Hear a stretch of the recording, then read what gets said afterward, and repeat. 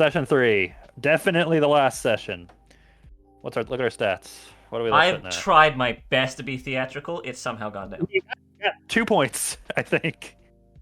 I think you got And I'm more 2%. of an activist now just because I decided to not kill people for Nautilus, but like, Yeah. that's fine. I didn't really care about my activism levels. I just didn't want. I still wanted to be selfish and steal money and shit. I'm not here to help the poor.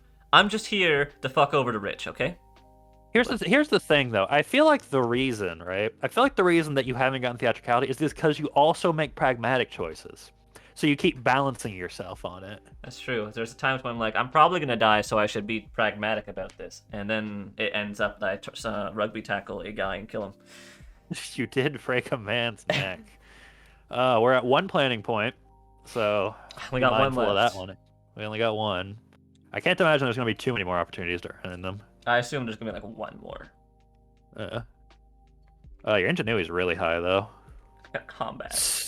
Somehow your combat went up. I don't even remember how. I'm really relying on that 73% ingenuity, and it's gonna fail me at some point today. And do you remember what happened last time? Oh boy, do I? Because I've been editing these videos. Last time, I know it didn't start with the guy that I had to fight, but I know that that's what happened before that. I don't even remember. It was boring. But I got challenged on the internet, and then I went out and I fought him, and then I accidentally killed him with my shoulder You did accidentally snap his neck. by accident. Then Totally Arachnus hindsight. sent a bunch of zombie people. Well, they weren't zombies, but they were mind controlled at me, and Steelheart was like, "Don't kill them." I went, "Fine." So I covered them in chicken feathers. Then I cured them. Which did nothing. It did nothing, but it was funny. And then I cured them. Okay. After that, I forget what. I think that's when Minotaur came around. Because I know Yeah, that's Nautilus when you was the went- end. That's when you got invited to go visit Minotaur by Yeah. the Countess. Oh, no. That's when we invaded the fort. And I planned an alien invasion. And That's right. we And had an somehow- alien invasion. Accidentally better. got in. And somehow it went better than you could have expected. It's when the plan went wrong in a good way. And you're like, all right. New plan. Doing this. Where I'm like sneaking into base and some guard is like, "Hey, are you on the run from the aliens? Come with me into the base." I'm like, "Yes. Yes." Sure I am. And you encountered a bunch of children, gave them a rousing speech about how to stick it to the man. Fuck the capitalists. And then Steelheart was like, "Why are you here?" And I'm like, Yeah, you're also starting this kind of will they won't they thing with Steelheart. "Yeah, just saying. It could happen." It could happen. You did taser, so that might set back your relationship status a little bit. I had to. I needed Um, money. What? Yeah, Here, the school let's- teacher turned out to be a Minotaur agent after that. Yeah, who was probably going to kill Steelheart, honestly. Was probably going to kill Steelheart, and then they were impressed. So, and you had the option to either take all the money or leave half or leave it all for them, and you took half. You Or decided turn to it split in, with or them. cover it in chocolate. That was the other one. Or cover in chocolate, which I don't understand what the point of that would be. Theatricality, apparently. That would have been theatrical. That would have been theatrical. I I wonder if you took it all if you would have gotten a planning point for having resources. Maybe, probably. But I didn't Probably. want to. I didn't want to fully piss off Minotaur, and then they got impressed. We got invited to their place. I had a very short interview with them because then the Drake showed up and started burning the place down. Yeah, and then we suddenly got into like this very in-depth, like serious lore dig with the Drake and Minotaur, and being like the Drake's the daughter of the original Minotaur, who all the Minotaur like executives are cloned from.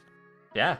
It was a whole thing. We also found Professor Murder tied up. Yeah, she was there. She was locked in the basement. I ended up making her my inside mole before I went, found the computer, stole all of their files, and then we left. Had this And you had like like a- you had three-man a- stand down with the You had Drake the and the Mexican Russian. standoff with the Drake and the Countess. Yeah, where we ended up siding with the Drake because I'm like, maybe I can use the Drake's help to take down Minotaur. Yeah, that's true. Uh, And then I'm not sure the Drake was entirely convinced, honestly. no, but I think it can eventually lead to something. Who knows? I just didn't want her to die because I was like, this could lead to something. I don't care for working with Minotaur. And then the Yeah. building burned down, and we're like, I sure hope those two guys in there, like the Professor Murder and my mole, and the guy that was just on the security terminal is still alive because that building got burnt the fuck down. Hey, your lethality didn't go up at all, so it's fine. Also, you did the most like the thing that I thought was the most off-brand for Emperor Nefarious. So if you were shooting grenades out of the air with a pistol. Yeah, it turns out I'm a fucking marksman. I was going pew pew pew pew pew pew pew pew pew pew pew. That happened. Just a quick question as we're going to this. So, like the big three, right? The big three are Arachnus, Minotaur, and Nautilus. Nautilus. Who scares you the most out of? Well, how do you feel about all three of them going into this? I mean, They're the big three. fucking Arachnus scares me the most because I'm pretty sure no matter what happens, he's gonna try and blow the planet up. Yeah. Minotaur at least is like a lawful evil, right? Mm-hmm. They're in it for the money and the power. They just want to rule the world. They don't want to destroy it. And then I mean, I like Nautilus. He's fun. Yeah. Oh yeah, and we had another big. Then the Nautilus heist happened where you had to do all this stuff. Apparently, being a sexy clown was not creative enough for him as well. I guess not. Fucking what the hell? But at least we got on his good side because he ended up trusting me after all that. Mm-hmm. And what did he reveal? He revealed that he was Arachnus's AI, or at least a fragment of it that developed a moral compass. He was the AI that was supposed to run Arachnus' suit, I think, right? Yeah, and when we confront Arachnus eventually, Nautilus is going to merge with the suit and create an opportunity for us. Yeah, didn't you say that might also kill him, though? It will kill him.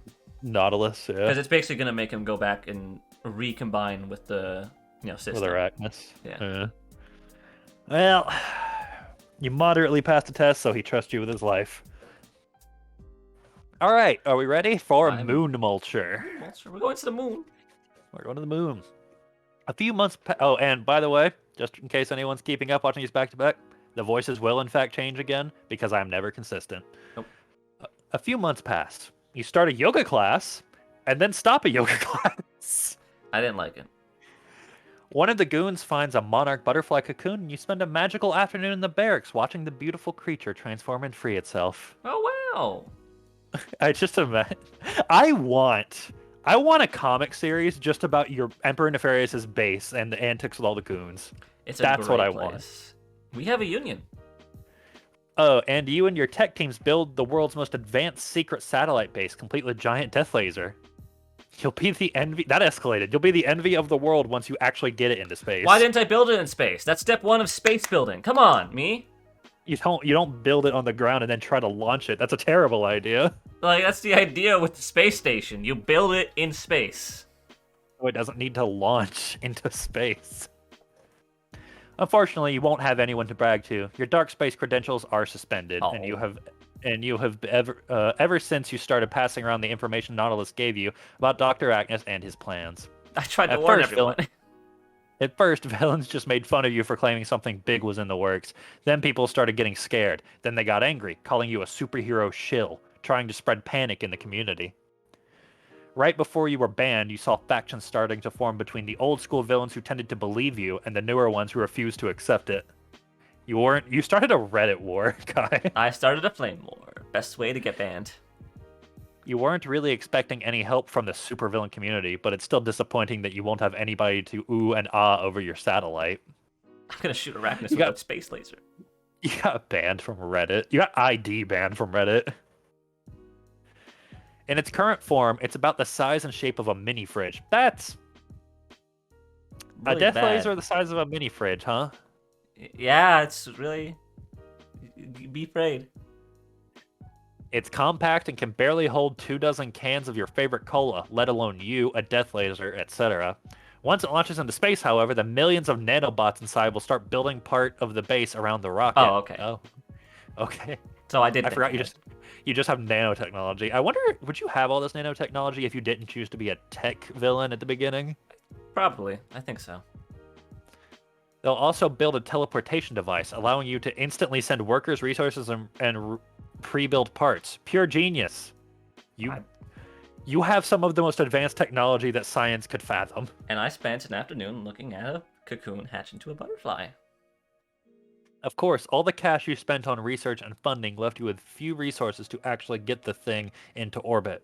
Luckily, the International Space Agency has given you permission to borrow one of their rockets. And by borrow, you mean steal. And by permission, you mean they don't have to have a clue that you're coming. Nope.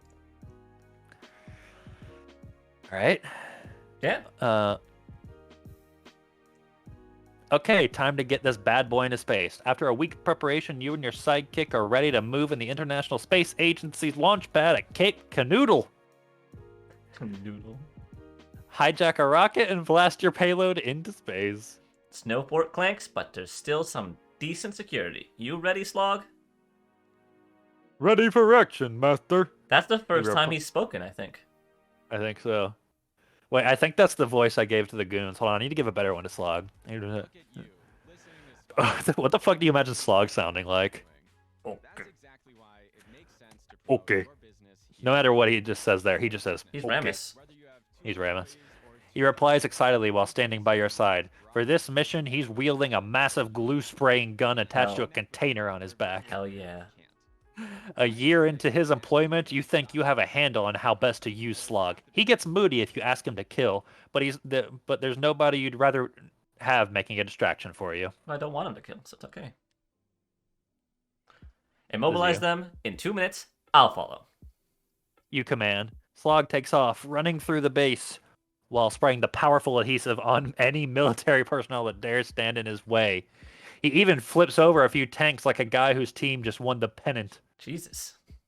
With Slog keeping the security busy, you prepare to infiltrate the space camp's main building and gain access to the rocket's controls. Fortunately, you brought along just the thing. So either wrist gauntlets that shoot powerful lasers, a high-tech jetpack able to produce an energy shield, a crate of rabid apes dressed in astronaut suits, or I can't choose this, but an army of Merrick City drones I hijacked from Dr. Arachnus. So probably if I did stuff differently, I could have gotten that. That was the, because remember, you could have turned, when you were creating a cure for the zombies that Arachnus made, you could have turned them into your drones. Ah. So you could have used them here. I mean... Oh, so we're getting into the point in the game where your previous decisions are going to now add up to what happens next. Yeah, but monkey. Monkeys! Uh-huh. I mean, it's theatrical. Hoping that all these people have seen too many movies, you unleash the apes and watch them terrorize the entire camp. They don't have to see movies. Apes will just fucking kill you. Yeah. You laugh as someone yells, "It's a madhouse! A madhouse!" We're running away from one of the hairy attackers. Monkeys! Moving amidst the chaos, you make it to the base of the rocket, taking a moment to bask in the sheer symbolic beauty of the thing. Then you press a button on your suit. Moments later, one of your planes flies by and drops 12 goons and the space satellite in via parachute.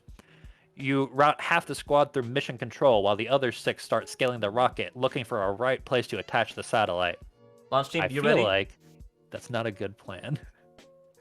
Feel like that's not the best plan in the world. It's fine. It'll go fine. The monkeys will handle it. Go ahead. I said, launch team, are you ready? Yes, Master. Mission satellite is ours. Our team is at the shuttle's control and ready to launch, replies a goon through your receiver. Satellite team, is the space base secured onto the shuttle? Yes, Master. But is all it said before it cuts out. You're not sure what happened to them, but if the satellite's attached, then it's time to launch. That's not smart, but okay. We launch in 180 seconds. You say. Slog will help keep the military personnel busy until a chopper comes to pick you all up. You climb into the elevator that stands next to the shuttle, watching the countdown on your wrist-mounted display. With about 60 seconds left, you reach the door of the shuttle. Beep. Soon after, you're strapped in. It's not like you've never seen this. You've never seen It's not like you've never been to space before. You're a supervillain after all, but you still get a little thrill from being here. Super cool. When have you been to space? I'm pretty sure actually was a time when I just like went to the moon casually. That's right. When you needed more funds because you dumped all your money on a trip to the moon for kicks. 20 seconds before launch, the door clangs open and someone hops in the seat beside you. That me? Glad That's you talking. could make it, Countess. Who the fuck was Countess? What? The Countess is the Benatar agent. Remember? But why is she... Thanks for the invite, she responds. I apologize for your servants, though. They tried to shoot me, and I reacted poorly. I tried to have her killed! I Am I missing something? don't know. Am I missing something? Anyways, you're talking. They're just goons. You reply just as the countdown reaches 0. The intense gravitational force makes your entire body seem like it's being smashed into a marshmallow. It almost feels like the time the nautical supervillain Moby Richard, All as right. big as his terrible name implies, belly flopped right on you during a villain's only pool party a few years back. I'm glad we have parties. If what Nautilus told you is true, something very bad is coming for the Earth, with Dr. Arachnus at its helm. Plus, even if you didn't care about the planet, you haven't good authority that Dr. Arachnus will be gunning for you specifically. And as cool as having a giant laser in space is, you're not launching this thing just for the prestige. Given the delicacy of the planet, you just couldn't risk Vanguard or the League of Good Guys. That's what they're fucking called. The League of Good Guys or some random psycho like the Drake interfering. And so you invited along a representative of the one organization who'd act just as ruthlessly as you would to stop Dr. Arachnus from destroying the planet. So there's your explanation. Okay. You made a truce with Minotaur because they're the only ones that want to stop Dr. Arachnus. And sure, you helped burn down their villa and screw with their operations, but you developed a rapport with the Countess.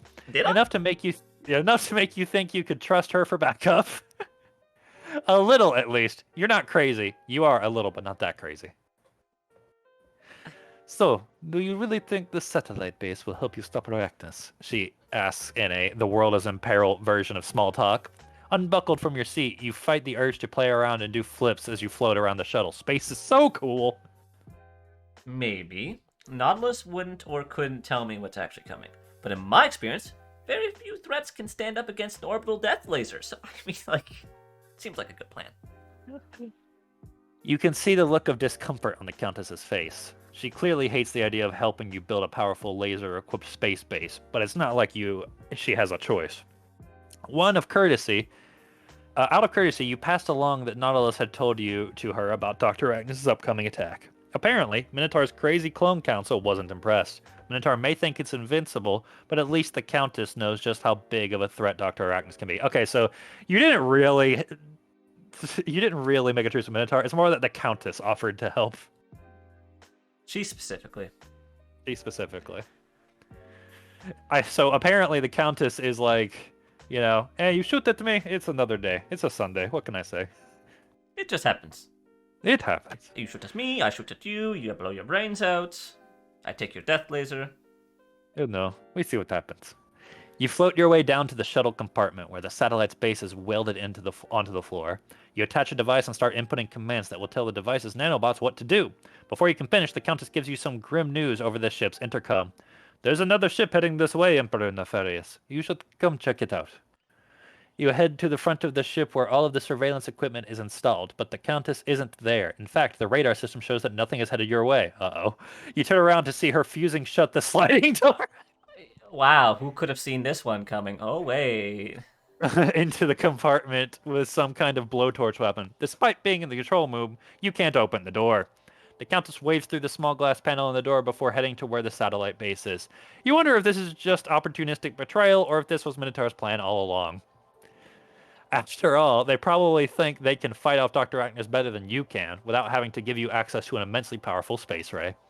Still, what kind of villain does she take you for? As if you didn't plan for something like this. You have, like, an alphabet's worth of plans for people interfering with today's operations.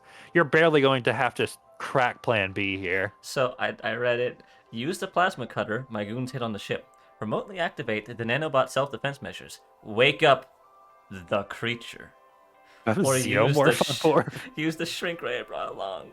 What is the creature? You have a xenomorph on board? I can't not. I have to know. It could kill her. But Parker, what is the creature? Oh god, I don't know. Before attaching the satellite, your goons were instructed to leave a caged creature in the cargo bay of the ship. Lab designed to look like a scary extraterrestrial from your favorite sci-fi horror flick. It's a xenomorph!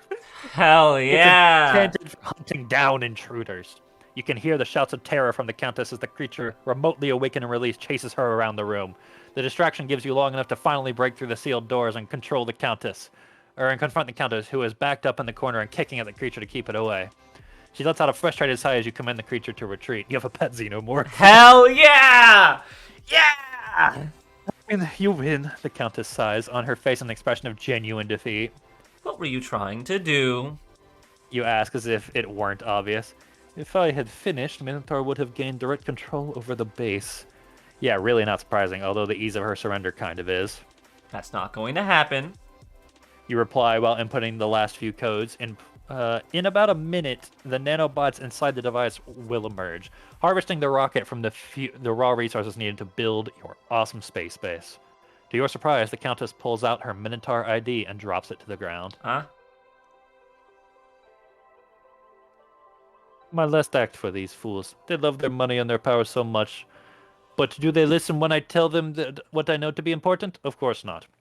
More proof, they say, as though my instinct isn't all the proof they need. So you're quitting? Now? You ask incredulously. Yes. Now I act for myself. So I can either ask her to join me, try to imprison her at risk of a fight, kill her, or use the information I gleaned from Minotaur's files to convince her to join me.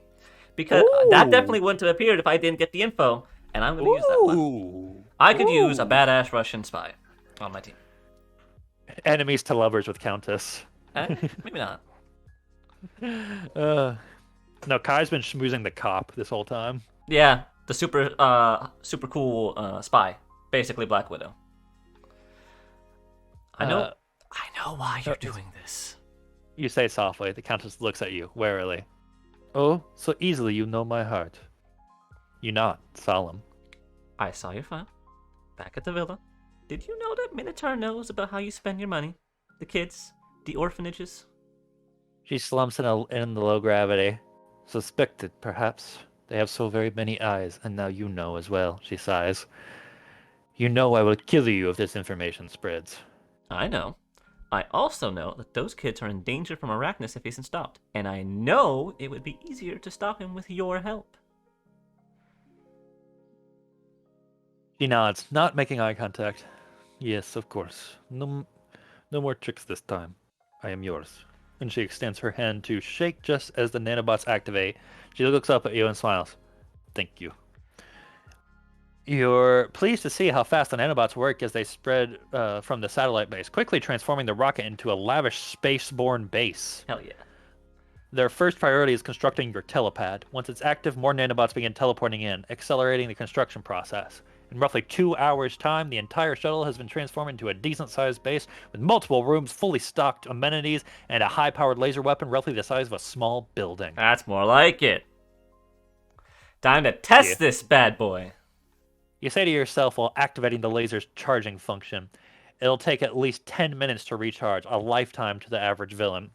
Just think of how many times a superhero has managed to stop a deadly countdown just before it reached 0. Well, this is why we test. Like fucking Sure, Piccolo. she's a sub. Yes! Subscribe to me at twitch.tv/FlyingFishy58. Yeah, sure, that's what she meant. Yeah, I totally didn't mean anything sexual whatsoever. Of course not. This is a PG Twitch stream. Mm-hmm. While waiting, you feel something hit your space station with enough force to knock you off your seat. It doesn't hurt since you float to the ground, but you're still confused about what it could be. I just imagine you like getting knocked to the side off of an office chair and slowly going down. Yeah, it's like fucking space. Hopefully it's just space debris and not your laser blowing up because you made a rounding error. You stay here. I'll check that out. You tell the Countess before taking an elevator up to the top level of your newly built base. I imagine. You're surprised. No, you take the elevator the whole time and like standing on it because it's going up, and then it reaches the top and just smack into the ceiling. You just go, whoops. To your surprise, a shiny chrome spaceship has attached itself to the outside of your base. As you watch, several soldiers in spacesuits emerge, followed by Steelheart. Hi. You're not actually sure Vanguard has any jurisdiction here, but you doubt your argument would hold a lot of water. I just say on intercom, there are no laws in space. Go away. As you strap into your own suit to go and meet them, you realize that they'll probably want to talk. If they'd wanted you dead, you know it's not outside of Vanguard's remit or meant to just blow you out of the sky. Welcome to my space base. Come inside. Have a smoothie. You shout over the radio. Steelheart and her troops point their weapons at you. We're here to bring you in before that laser is fully charged. The last thing we need is a supervillain with a laser-equipped space base orbiting our planet. I'm afraid I can't let that happen. You reply before flinging yourself back through the airlock into your base. Instead of following you inside, Steelheart and her troops make their way to the laser on the exterior of the ship. You're going to be one ticked-off villain if they find a way to bust it up before it's fully charged. You should have had your minions standing by just in case this happened. You make it to your control room and are pleased to see that the laser is fully charged and ready to go. With Steelheart only seconds away from placing explosive in your laser cannon, you have no choice but to fire without as much as a preamble. Quite a shame since you had an amazing speech ready to give to the entire world. Okay, sure, the laser is mostly for dealing with Dr. Arachnus, but you've got at least to test it, right? So I can either blast Madagascar off the map, lemurs and all. Oh my god. Gee, poor lemurs. Aim it at Merit City and demand huge King reserves. Reserves of cash Julian. and power. Aim it at Merit City and demand that their government be disbanded. That could help. Use the laser to project my favorite comedy movie, Golf House, onto the moon. That's really funny. And you, before Parker, making go, you make pragmatic decisions, makes me go, maybe I should pick the Golf House one, and I can convince them it's not a laser, but actually just a really big movie projector. See, I see you're saying that because I also know you were gonna do the disband the Merit City government. Actually, I was gonna go for huge reserves of cash and power. Oh, also fair. But, But you could just project the movie. it'd be really funny if I can convince them it's just a really advanced movie projector. It's just the world's biggest movie projector. I think I'm gonna go for it. I want to see where this goes. I wonder if the cash and power one would give you a planning point. That could. Now you got me thinking. But Golf House But on the Golf moon. House on the moon, it's so fun. Yeah, I'm gonna go for it. I'm gonna go for the movie. I want to see what happens if I can convince them. You only wish you had brought a giant bag of popcorn to fire at Earth, just so they'd have something to snack on while watching the movie. No audio, but heck, you already know it by heart. It's a real Cinderella story. With your laser tested more or less in your satisfaction, you just have to make sure Steelheart doesn't destroy it. You make a quick call to Slog and explain the situation. Okay, he says. You don't waste any time in getting the laser cannon yourself. You meet Slog there just as Steelheart's men are beginning to set the explosives. Slog handles the situation as he handles most situations, with a lot of punching. He pummels Steelheart's troops into submission while you prevent Steelheart from interfering. With unconscious men everywhere, Slog moved towards Steelheart. The super spy grudgingly lifts her hands into the air and you take her into custody. A few hours later, there's a knock on your door. You're not surprised to see Steelheart has escaped from your brig, but you're a little surprised when she leans forward and kisses you. Hey! So either I can go flattering Jane, but I'm sorry, my answer's no. I'm sorry, Jane, but there's someone else. There isn't. Or just saying finally. I'm sorry, Jane, there's someone else. Well, there isn't. There isn't. No! my- I have been working the Steelheart angle for ages. I want a hot super spy. It'll be great.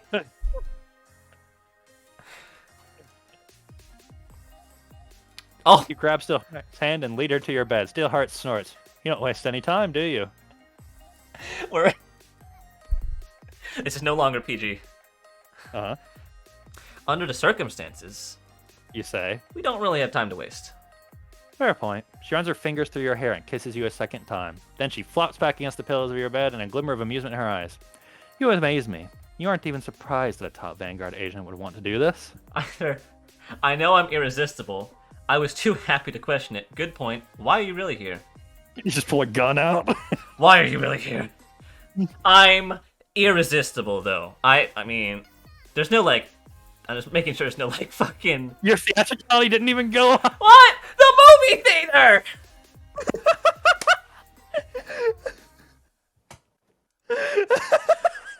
What's You with want this game? You want so badly to be a theatrical villain, but you just can't do it. I thought I was doing all the good theatricality shit. Now I'm mad. Now I'm not even in the mood.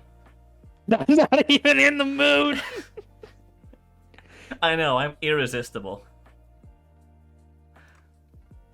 Lying about the laser was practical.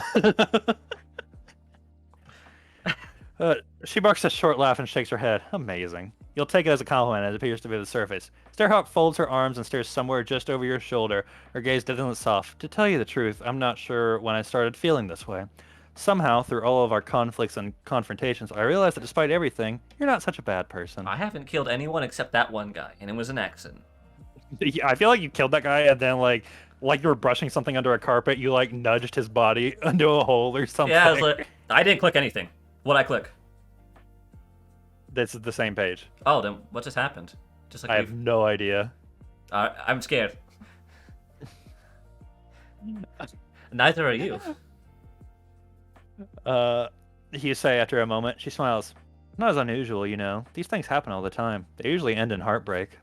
So either, well, we won't let that happen to us. That's optimistic.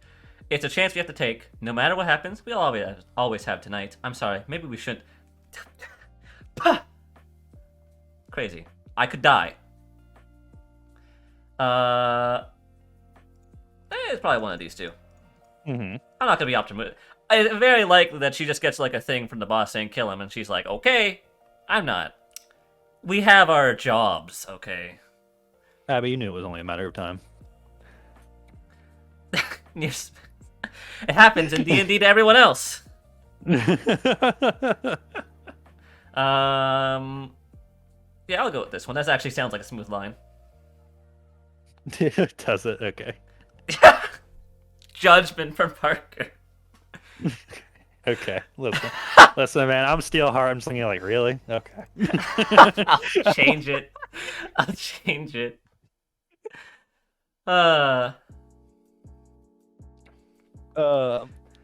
She is right. Heck, even relationships between supervillains have a low success rate. Sooner or later, they end up in an opposing sides or of one crime or another. On the other hand, there are success stories. Even Steelheart could be one of them. Steelheart cracks a smile. Are you a gambler, Emperor Nefarious? Well, I'm willing to take a chance if you are. Following Steelheart's lead, you set aside any misgivings and kiss her. What the future will bring, you don't know, but for now, you sink the contentment into Steelheart's arms. A few hours later, there's a gentle knock at the door of your bedchamber. Opening it, you see the Countess. From the look of her eyes, the intent is clear. Hey! What? Hey, I never did anything to make it seem like there's anything between me and the Countess. There should be no anything here. I want both. I just look over the chat. I see Abby say, I want both. I'm gay. Abby wants a threesome. Specifically with Abby. Now, Emperor Nefarious is out. You can say yes. I wonder what would happen. I don't think it'd be a good idea, Countess. I'm sorry, it's someone else. I've wanted this since the moment we went. Abby, go for it. You can go for it. No! You can go for it.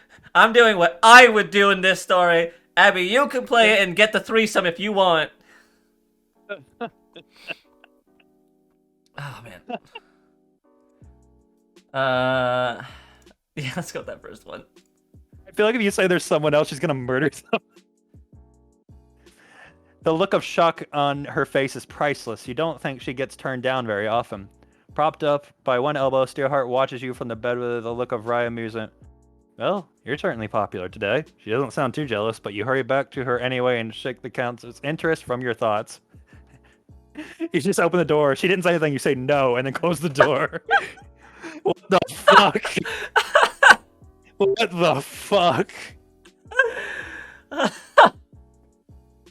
Anyways, What this the was an entire fuck? chapter of me just getting laid! And monkeys! In your don't say that. In your bed chambers, you're woken by an alert. You quietly get out of bed, making sure not to wake up Steelheart. You make your way to the base's control center. Your jaw drops as you gaze upon a massive UFO that appears to be headed straight towards Earth. Steelheart wasn't jealous, she wanted. Steelheart 2 was like, man, a Russian lady? Hey, Kai, you wanna know something? What? You can get the threesome in that if you do the You probably could. I wasn't interested. It's really funny that it's just so funny that you went like, the door opened, she didn't even say anything, your character said no and closed the door. Nothing happened on the stats. That was Oh man, that was. Oh Jesus Christ! Okay, here we go.